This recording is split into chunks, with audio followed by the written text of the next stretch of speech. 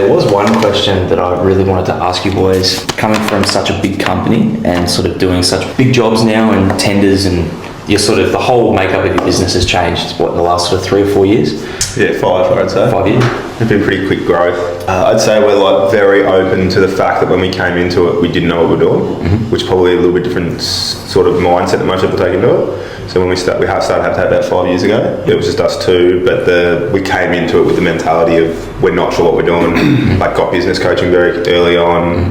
We're very ready to, if someone had a better way to do it, change, and that's probably really helped us roll quickly. Do you think being more pliable and sort of, you know, understanding that, you know, putting your ego aside a little bit? Open-minded by design. Yeah, ego is kind of like, it just had to be put aside. Like, for the betterment of the company, it's the decisions you make are no longer like you and I. It's like how this baby that we've built is going to succeed. Yeah. So I suppose the other thing was too, we both worked with older guys for like long periods before Habitat, where we really saw, I guess, how limiting that getting in your own way can be.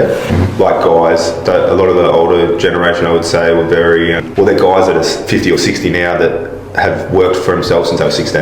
Yeah. And never had to play by someone else's rules. And that mindset of like, this is how I do it, that's the only way to do it, like, is very limiting to what you can achieve, I would say. Yeah. 100%. That's right. Do you think a lot of that sort of mindset's definitely going away nowadays? Like, how do you think it's shifted in the past sort of, because you've both been in the game for over 10 years now. So what do you think shifted in the, you know, the time that you started to now? We've zoomed out a lot, and we're looking at this with a lot bigger lens than when we first started. When we first started, it was very much like Brad and I worked together forever, known each other forever, like really getting our, like, whoever comes on to be like integrated in a way that's like their skills and the, like, that first and foremost, it was about like the actual team doing the best work that they could. It was us like, let's build the absolute best. Like, how can we do that? How do we buy the best tools? How do we have the best setup to like facilitate that? And now it's kind of, as the team's grown, we're really, like, it has allowed us to like look through a much like wider lens of where we sit within our market and where we sit within our location, how all of these other factors work in with what we're doing as well. Like, it's a very different, like, the conversations we're having now, quite different. Quite different. I would say as an industry, like, the people coming into the industry are different now than what it was when I came through almost 20 years ago now.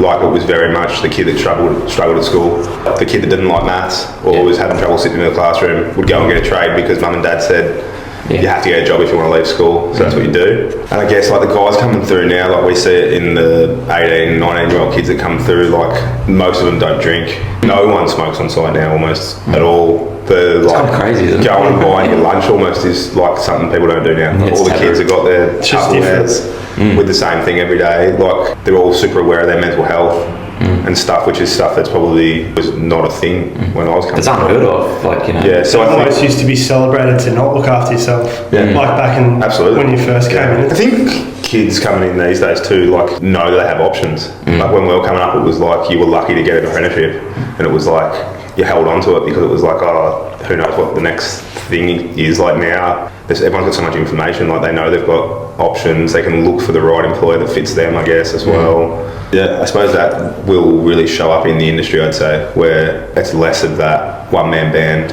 Well, I think the whole world's going away from that one-man show. Like, I think carpentry and building will follow as well. Like, businesses will get bigger, people will get more documented, I guess. It'll all just roll on to where it's bigger and bigger businesses doing it, I'd say. We talk about the young fellas and, you know, sort of what it's like nowadays. Where did it begin for the both of you, and how did you actually get interested in carpentry? For myself, we had pretty different kind of leadings to carpentry. I had an interest in design. I went through school and I basically was super passionate about architecture. I didn't have the marks to do it, unfortunately. Like, I ended up landing a construction management degree, which I kind of fell into as a bit of a second preference. That had a lot of crossover with architecture, so I kind of settled for that as a bit of as a plan B and kind of as a pathway. And that kind of morphed into, you know, getting a job with a tier 1 builder, super competitive out of uni, which ultimately I hated.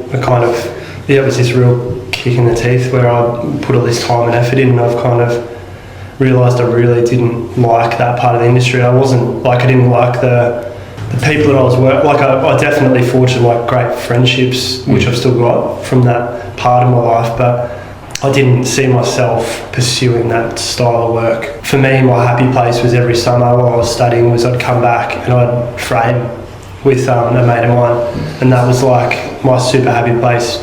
I'd come back, and it's just what started my drive for carpentry pretty much. Yeah, right. And there's a bit of a crossover from Brad and I with the guys we learnt off. The guy that I'd come back and work with was also taught by Brad's boss. He was my entry into the industry. Yeah, right. So I was pretty much floating. How do you boys know each other as well? Is that our mums are best mates? Oh, yeah. yeah. So, that's awesome. Yeah, okay. Yeah, known each other for a long time. Yeah, I was kind of floating after school, and I had a knee reco, so I was kind of out of action for a while, coming straight out of high school. Knew Joel as well, who Tim was working with over summers, and sort of started lining up to maybe go and work with him. Yeah. And then while that was sort of happening, his boss, Andrew Sturts, had an apprentice who'd broken his arm. So I went and helped him for 6 weeks, and then he wanted me to stay. Yeah. I ended up working with Andy for almost 6 years, just me and Andy, which was a great upbringing for me. And I think people probably don't put enough emphasis on going and learning those processes at that framing stage.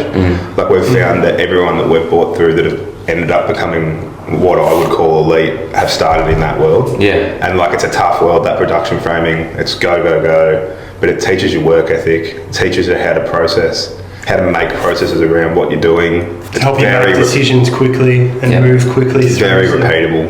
Yeah. Because you've got to get it up. You've got to get the frame up as quickly as Yeah. possible. But I would say from our experiences, we found, Andy was an older guy, maybe 50 when I started with him.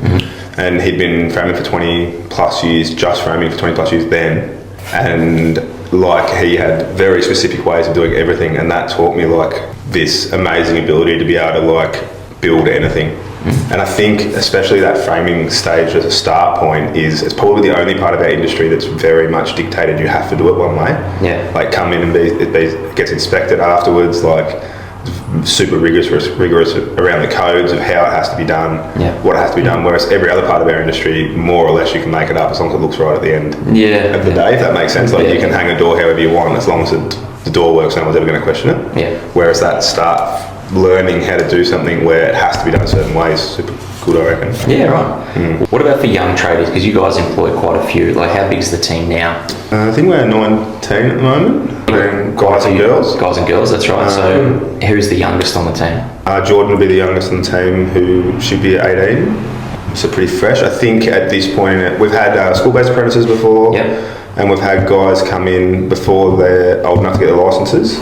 I think at this point for us, that's probably a real bottleneck for us. Yeah. Like getting that licence is crucial. Super crucial. It's crucial for us now. I think if you're working in a one-man show and you live around the corner, maybe it still works. But in this day and age, and for the size and how we're running now, like they have to be self-sufficient to be able to get to work. That makes sense. And it's a good step in them, like getting a licence and setting up whatever vehicle you're going to drive to work is a big step in your you kind of saying, I'm ready to do carpentry. I'm ready to take on that identity. I'm going to be a carpenter, I'm going to be a tradesman, I'm going to take on the tools with me, I'm going to take ownership over it. Yeah, that's right. That's right. And then also putting it on someone else to pick you up every day, and it's definitely still works for some people. I know that we help out with school-based apprenticeships and young guys and girls and stuff that go through that process. But yeah, it's definitely tough to find the right employees that are happy to do that kind of. So you're not out of the norm. I reckon our first apprentice was a school-based apprentice. Yeah, that's how it all started. Are you still with us? Yeah, still with us. That's right. And what about any advice that you might have for some young chippers or young tradies that sort of are getting into it? What's something that you'd say to them?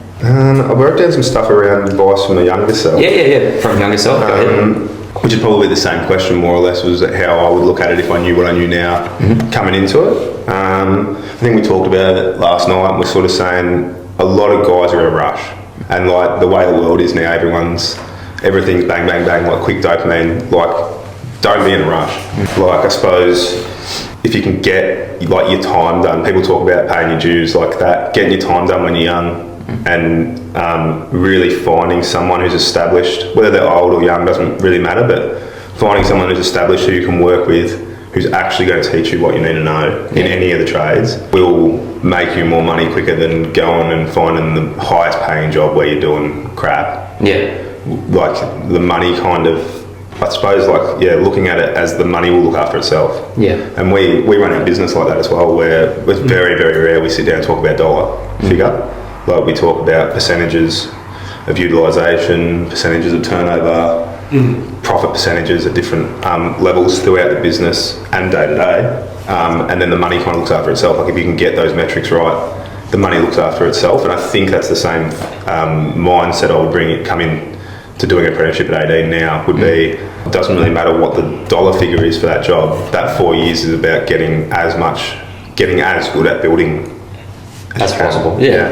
Is what you actually want out of that. And that will, like the difference of someone coming out of site on town where all they've ever done is a fire doors and then walking out of that job at 22 and going and asking someone for $50 an hour as a subby is a very different prospect to someone who I suppose has come through our program at this point and can build you a house. Yeah. And then them walking out and can read a plan and can build a house off a plan, them walking out and asking for who knows what might be very appropriate. Yeah. Okay. And having the ability from that to manage a team, manage people, understand how people work within that whole system. We kind of talk about it a lot of you've got to be able to give value before you can get value and not necessarily chasing that money as a quick fix to where you're going in the scheme of things. It really needs to be like a long-term outlook for who's going to give you the best experience to get you to where you want to go, because you can't always take the quick fix. The other piece that we always say to people when we interview them now too is, like, if you come and try it and you don't like it, like, you got to find a love for it, because on like the pictures you see on Instagram and stuff of someone laying a deck in 25 degrees and then with two of their mates and it looks good. It looks fun. That's like that doesn't happen that often. It's normally raining or it's normally windy or it's normally you have to have something to get 45 degrees. Days, Like those 5 great days of you where you're sitting on a deck looking at like you pay for them. So like anyone coming in, like I would say, like everyone starts on that 3-month probation anyway when you sign up for your apprenticeship, I'm pretty sure now. Yeah, that's right. And like if you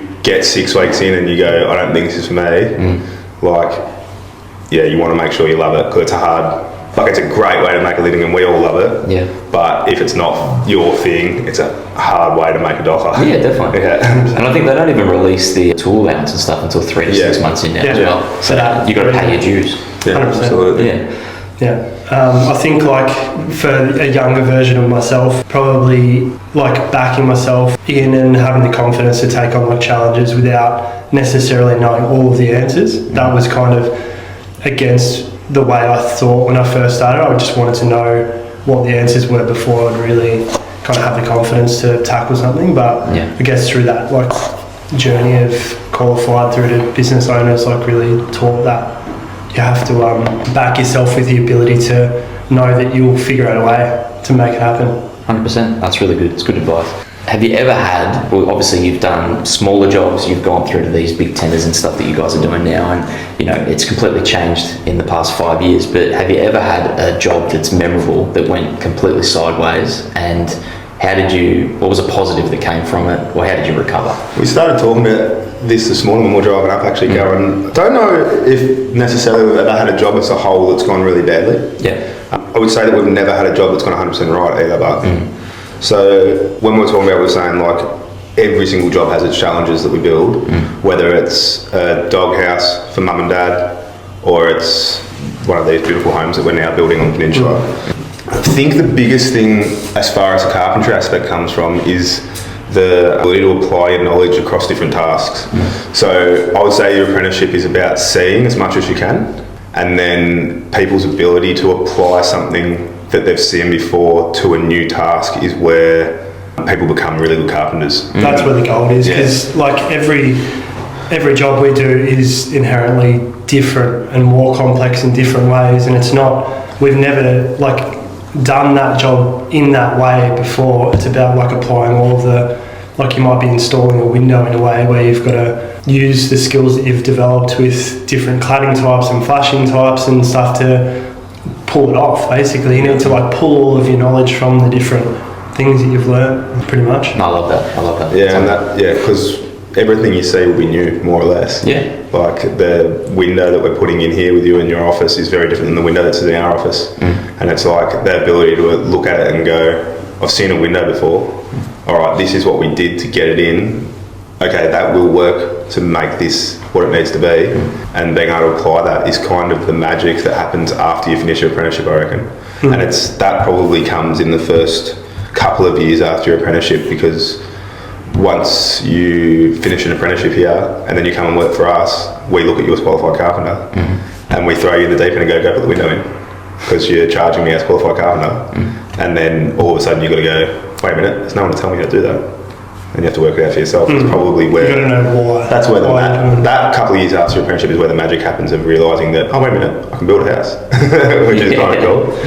Yeah, it's that kind of make or break really with that, like all of the knowledge you've got really drops into place and things start making sense as to why everything works together. Like, why is there a weep hole to put in the window? Oh, why don't we cover that up? Or why, like, understanding what the purpose of all of these different things are for. Yeah. Yeah. In your experience, or in your own opinion, what do you think makes like a good builder great, or a great builder good? What's the difference between someone who's a great builder and someone who's just a good builder? Yeah, we wrote down a few like key, I guess, attributes that our A-grade builders have. It's probably a very different thing for us to talk about this now than it would have been 10 years ago as a carpenter. Yeah. Like as where we're looking at. Let's start there. Yeah. What would be 10 years ago? What's different back then to how you see a good builder now?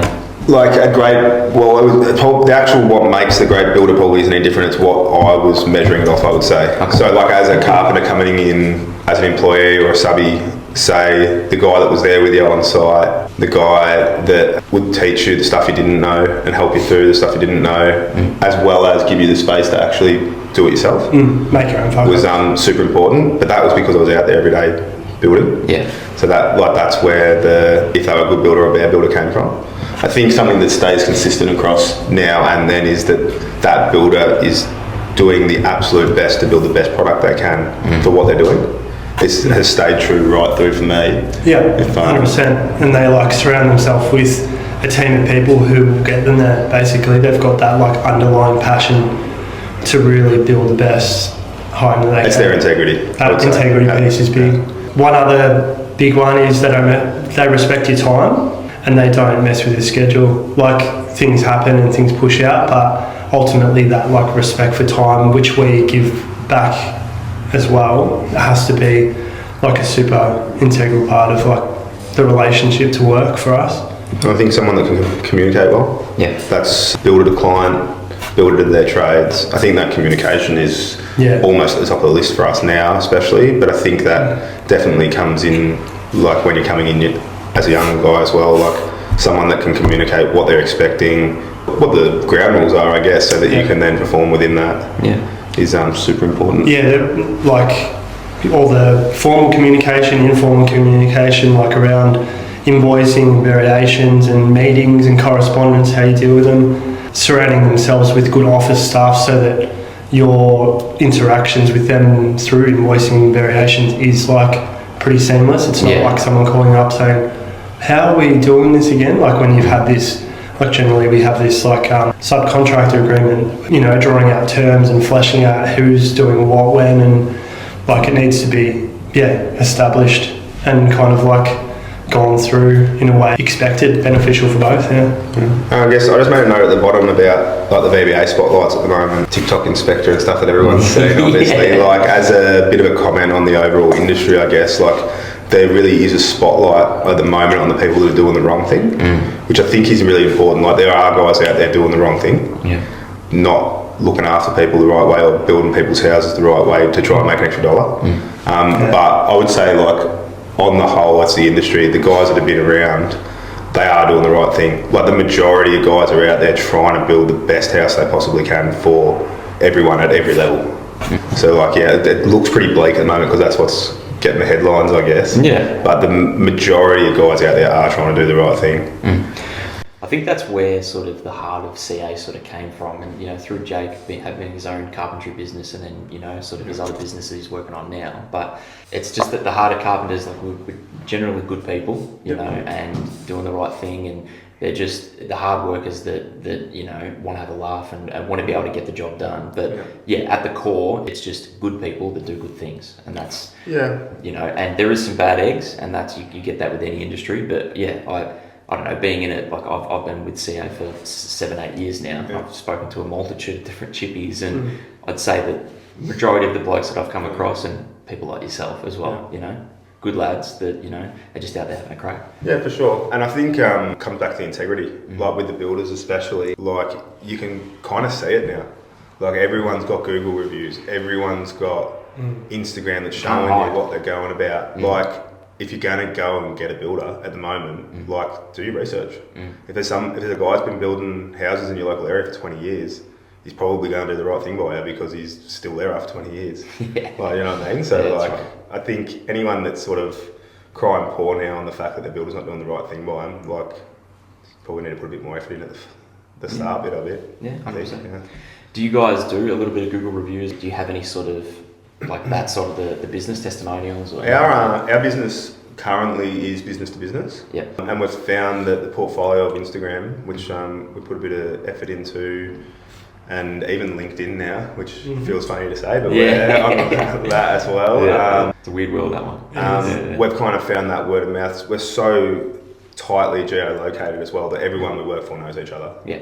So I think we've been able to kind of go a little bit old school with it, where that portfolio of Instagram and word of mouth, more or less, has kept us busy. That's probably something we need to like look into, but it's carried us through this far, isn't it? Yeah, we're sort of on. You boys do very well. Now. So we're on the path now, starting to ask people that sort of stuff and that. Maybe it's the kind of builders we're working for in that world of, you know, mid-50s to mid-60s, where it's like the handshake is the thing they want to see. They want to like feel that like relationship.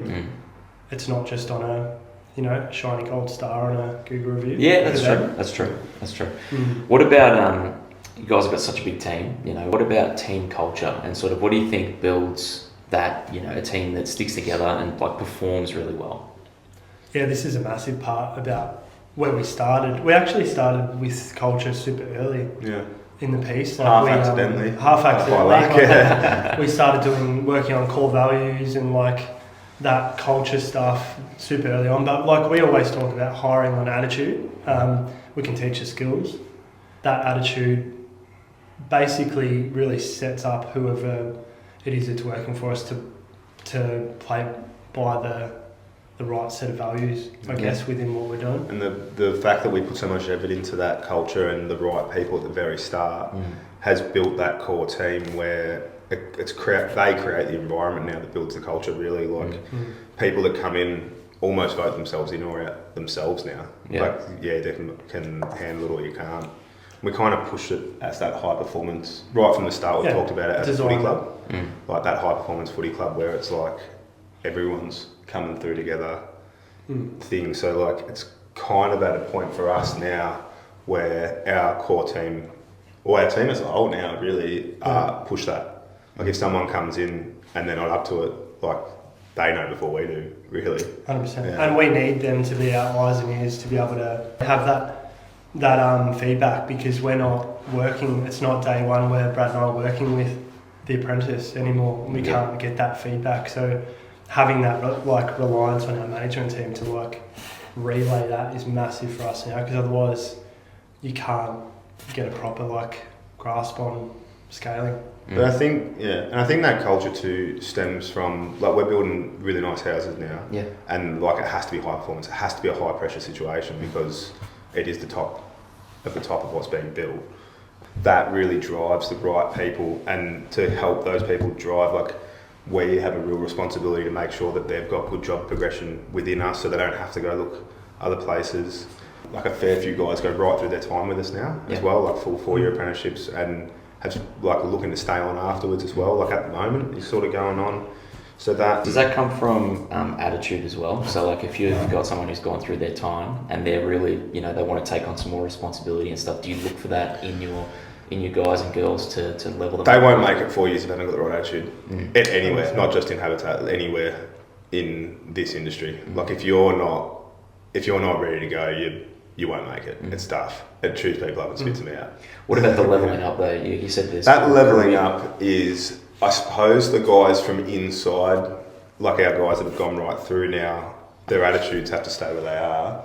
But the attitude around whether they know enough or not to go to the next level is on us, I would say. Yeah, like it's really up to us to design that like pathway where they can say, I'm ready to be I'm like confident, qualified yeah. and competent.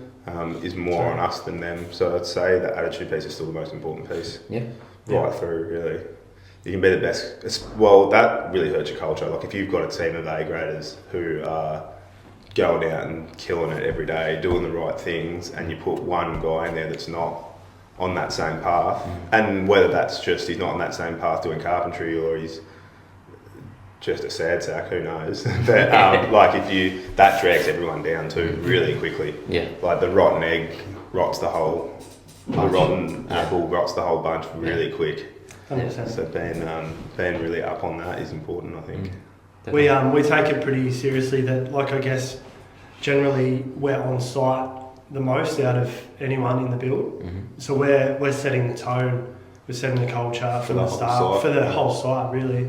And it's like when you're there and you've got a big team of people there, they have a really big impact on how everyone else like goes about their day. Like how serious they take themselves, how prompt they are, how much they respect what you're doing. So it's a real, we take that like super seriously, that we're like, I guess, setting the tone. Yeah. I think that driving those sites as well as carpenters, because you are the proxy builder as a carpenter, no matter if you're the 4th year apprentice or you're the 50-year-old builder, like you are the point of call for all the other trades as well, always, on everything. But I think that's been really prevalent since we've had a female apprentice for the first time in this year sort of thing.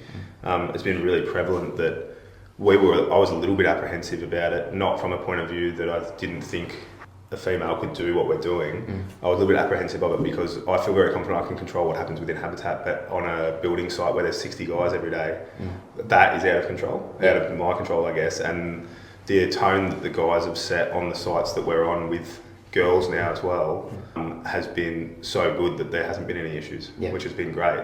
Like you've got 60-year-old bricklayers on those sites that have maybe never talked to a girl other than their wife for the last 4 years. All of a sudden can build a house with a young girl, a young 18-year-old girl. Like you have, especially as carpenters, like you have an incredible opportunity to set the standard on any building site you're on, I think. But the other side of it as well is I think that you boys sort of set the tone very early, because I remember before you even hired Geordie, you came to us and you were like, look, what can I do for it? What do I need to learn? Or is there any sort of, you know, educational pieces that you guys can provide to just make it a smooth transition for her and, you know, just make it comfortable for her? We had no apprehension in giving Geordie a job. Yeah. The apprehension for me anyway was around how to give her the same opportunity that an 18-year-old bloke coming in was going to have.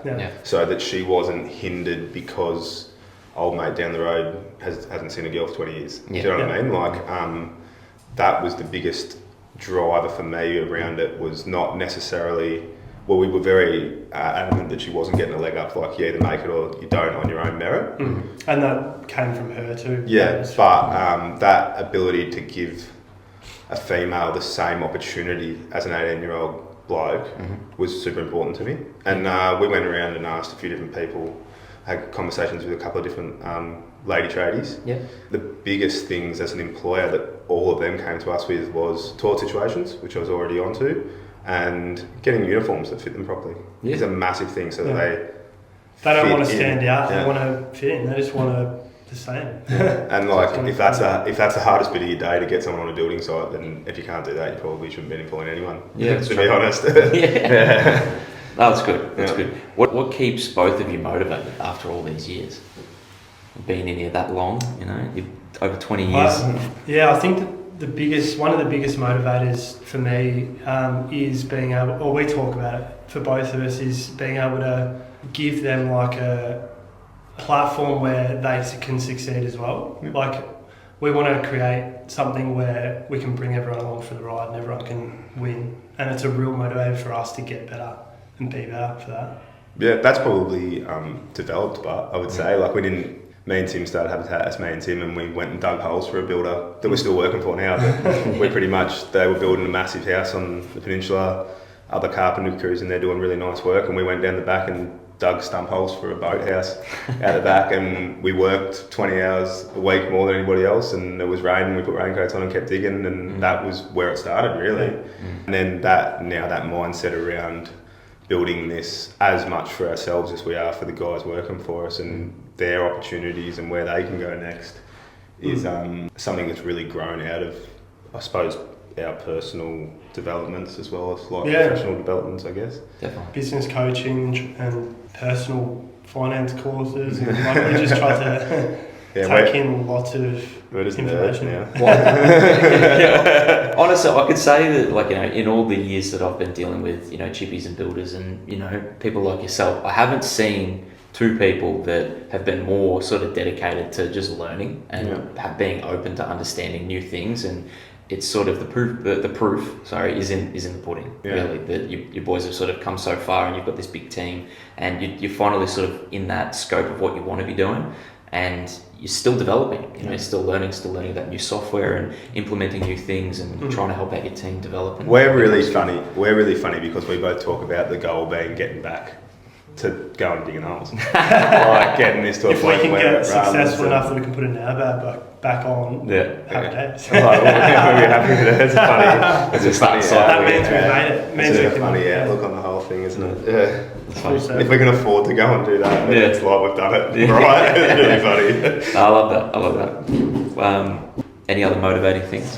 That's You gotta love a job. Yeah. Like it's a great job if you love it. Yeah. Yeah. And we've probably both seen people that come through that have and haven't, and like that passion for it is what carries you through the like challenging times. It's not always easy. Yeah. You got to love the heart of the job, just being chippy. Yeah. I think, as far as like carpentry is concerned, like it's hard yakka, but it's probably the most rewarding job I can think of. Do you know what's hilarious? I always think back to I don't know if it was the first helping hand that we did together, but that one that we did in Epping, where we built that massive deck for the old lady that had been a volunteer for 50 odd years, and we were, you know, just typical Habitat behaviour. It was like 7 a.m. We're doing like the team meeting, and I think they were waiting for the camera crew to rock up so we could sort of get a bit of. And you boys were demoing, the fence was down within like 5 seconds. Like, boys, stop! And we had to stop it from working. Did we get started or not? This nervous energy pent up, they just wanted to go. Some of that's probably like learning about understanding how it all works as well. Like you have to wait for the camera crew so that you can give back. Like giving back in my mind is going to get the job done. Yeah. But I guess like if you actually step back and look at it as a wider world, like you have to be able to do show what's happening so you can do the next one and get the right sponsors on board and all that sort of stuff. I don't know. How long ago was that? I think it was Feb last year. Oh, okay, so probably not long ago. But even that long ago, like my mindset was still like the charity, not the charity, but the doing the right thing by what we were trying to do was getting in and get it done and doing it to the best of our ability. Whereas like my mind's opened up even to that wider picture of communicating it. You have to be able to communicate the value. Which is a big thing we talk about now in our business, is like that communication of value. If you can supply as much value if you want, if no one knows you're doing it, it's not worth anything. Yeah, it's true. It can be the most valuable thing in the world. Value not communicated is not Has value. no value, Has no value. That's it. What's one myth about builders or tradies that you'd love to bust? We kind of talked about this and we were sort of like at a bit of a loss.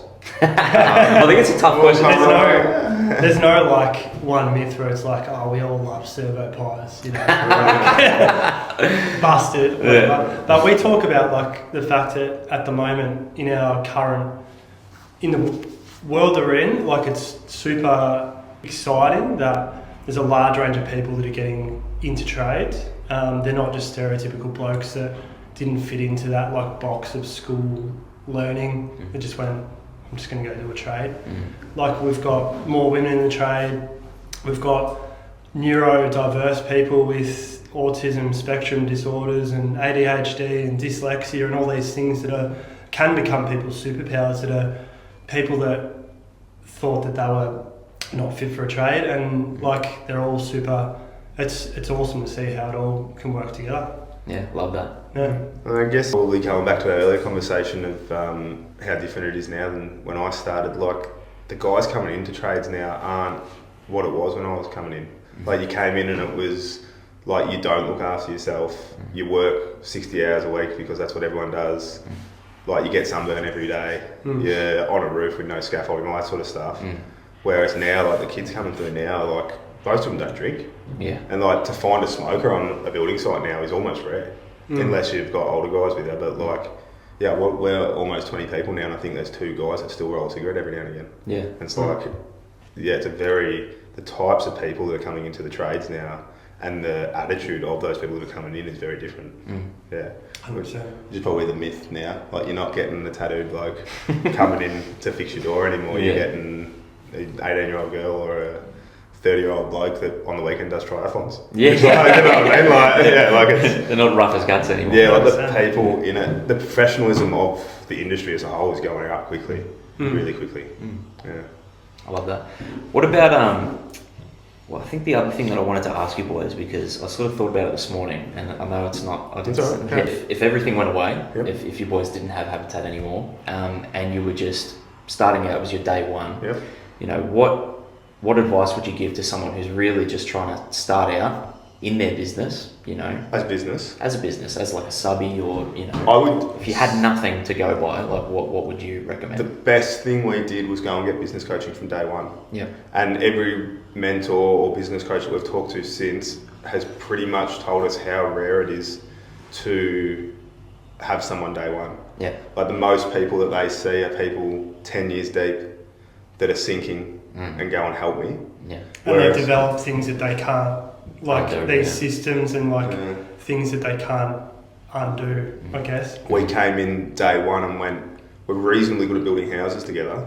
We've got no idea what's going on here. Yeah, we're all very open about that. Yeah, we just, both of us sat together. And I don't know if that's because it was both of us and we could be honest with each other or why we came to that, but we very much came to, we don't know how to run a business. So that going and getting business coaching, and the business coaching we had for the first 12 months was great, but it wasn't the end game. But like, if you're going to go and start a business, go and pay someone that knows how to run a business to help you start. Yeah. Would be my case. Okay. Don't be too proud. Like, don't let your... Yeah, don't be too proud or let your ego get in the way of saying, I don't know. Like, because... The biggest damage to business that I've seen in the last 5 years is people's egos. Yeah. Like, get out of your own way. Yeah. Like, you don't know how to run finance effectively. You don't know how to run your sales and marketing and your operations. Like, everything, like all of these different hats you have to wear. You don't even know you're wearing them when you're first starting a business. So, like, actually getting some context and, like, learning before you start, you go, oh shit, that's why I'm doing that, or that's why people, you know, measure this particular number every week or every month. Like, why is that so important? Like that context. I think the business coaching we're in at the moment as well too, we're in a group of other trades people. They're trades-based business coaching, and the guys that we're associated with through that are in the same kind of boat, same level as we're trying to play in now. And that power of having other people around you doing the same things and being of the same mindset is super powerful, I think. The other piece I would say is don't rush. Yeah. Like, I know a lot of guys come out, and like in my mind's eye, I always saw myself doing my own thing, even from day one. Yeah. And I know a lot of guys come into it going, I'll run my own business, or dad was a builder and I'm going to do that, or whatever it is. But like, me and Tim didn't start Habitat until we were 30 plus. So like, and everyone... It's never too late to start. Well, it's never too late to start, but also people watch how quickly we've been able to grow Habitat. And some of that is we've done 15 years of work before we got here. Like, it's not, like, we already have done a lot of the hard yards before Habitat even started so that we could go quickly. Whereas, like, if you're coming out at 22 or whatever and you're going to try and start a business with your mate, doing fences or whatever you're going to do, like the progression will be a lot slower. So sometimes I reckon that holding off just that little bit longer, getting a bit more experience with people that know what they're doing and stuff. What's that could be quote? super powerful. They say an overnight success is like 10 years in the Yeah. making or something like Yeah, that. So 100%. it's hard work and Yeah. you know, time and energy. And you're right. I think the experience piece is massive because it's really hard. Like I talk to people all the time about you know getting their builder's license and trying to take that next step. Yeah. And you know sometimes they're not ready, Yeah. and you've got to be honest. I'm 100%. always honest with them. I say, look, you need some more time, you Yeah. know, to learn these things. And Yeah. I know you want to get to here, and you Yeah. want to be registered, and you want to be doing these big Yeah. jobs. But you know, if you go too quick, too early, you know, you're not going to pass. As one Absolutely. thing, Yeah. and you're also going to sort of fall flat on your face when that's Yeah. not what you're looking for. Yeah, well, I would say the other thing, be very ready to sacrifice if you want to run a business. Like, there's a good chance for that first 5 years you will be the poorest person in that company. Yeah. Like, if you're going to do it right and you're going to try and build something that's going to last 20 years plus, Yeah. you have to be ready to give up almost everything to get that thing off the ground. Like, Yeah. I know, like, if you look at other businesses and people go and buy them for $1 million, you will spend a lot more than $1 million to get a good carpentry business off the ground at scale. Like, be ready to sacrifice time, money. Yeah, you just have to really be like aware. Like we were pretty aware that we wanted to start a business together, and it wasn't an off-the-cuff thing that we decided overnight. We spent Years. years working together and really like establishing that knowledge. I'd say like it's definitely a good idea to go into business with someone, but I wouldn't take that lightly as well. Like if you were going to go into business with someone, understand what your strengths and weaknesses are, and really be like super. You need to establish your relationship before you go and make it complicated with Money overheads and money and Yeah. bank accounts and employee problems and like all of these other things don't come. Yeah, it's not going to make Most it. people as well better. talk about business that are older will say partnerships are no good. We've found like great comfort in what we do and great ability to scale obviously and stuff together. But we were very, very aware of who we were and how we worked together, and that before we even talked about what the company was going to be called. Yeah, you didn't just hop in. No, not at all. Yeah. I think the last thing I'd like to talk about is just the partnership that we've obviously, you know, the relationship that CO's had with Habitat over the years. And I think you were originally our first member through Habitat back in 2018. I'm not sure. I signed up a long time ago because I wanted a t-shirt, I'm pretty sure. That's where it started for me, I think. That's right. What's changed for you guys? Obviously, this year you guys came on as a champion of industry, and that's obviously the top echelon of our members, and you know someone who wants to support their whole crew. And you know what was the value for you guys to sort of tap in a little bit more to us, and yeah, how do you see the relationship? We definitely saw the power of community through the helping hand, like how much your other members are willing to put in as well. Like what we do, you end up being very isolated sometimes. You can end up being very isolated away from else, and being involved with Carpenters Australia and seeing that there's other guys out there doing the same stuff as us, trying as hard as us, is like really powerful for us. Super refreshing to see other people like trying to push what they're doing. As far as supporting our whole team, super important. Obviously, we talked about it heaps, and us being able to come on as champions and that getting our whole team involved is massive for us. And those guys having that same support that we have through Carpentry Australia. It gives us a good sense of community as a Habitat team, I guess. Like everyone knows it, got the confidence to call you guys up for support on anything that they need. So, and I guess probably jumping on now, like in a full capacity too, is I guess we're probably growing at relatively the same speeds. Like I've seen it go from like a one-man show more or less to what it is now in these offices here, like pretty spec. But I suppose Habitat from the outside is the same thing. I started from a couple of blokes digging holes through to where it is now. Like I'd say our journeys are reasonably sort of symbiotic, so it kind of made sense. That's right. I think it's super important to have a body for carpenters as well. Like we've been members of HIA for a long time now as well, which is the Equipment Master Builders, same sort of thing. I think having that industry body that really is carpentry specific is super powerful. Like Sparkies and plumbers have always had their stuff and that, but carpenters have kind of always just been on the side, especially like as far as licensing and everything. So I think having an industry body that actually oversees that. I think we were just talking to Nath before we came in as well about you supporting people employing women and stuff. I think it's really powerful, and it's something that has definitely been missing from carpentry as a whole. Awesome. Up until now, I'd say. No, I love it. I love it. What about where can people find you? I know you don't Instagram's the easiest one. Easiest. Yeah. Perfect. All right. Well, what we'll do is, I think that when I first sat down, I forgot to say who we are or introduce you boys. So we'll just do that at the end, and then I think we're good. Good chat. All right. So g'day guys, it's Matty from Carpentry Australia, and I am here blessed today with the Habitat boys. Who have we got? I'm Brad. And I'm Tim. That's right, and both co-owners, co-directors of Habitat Carpenters.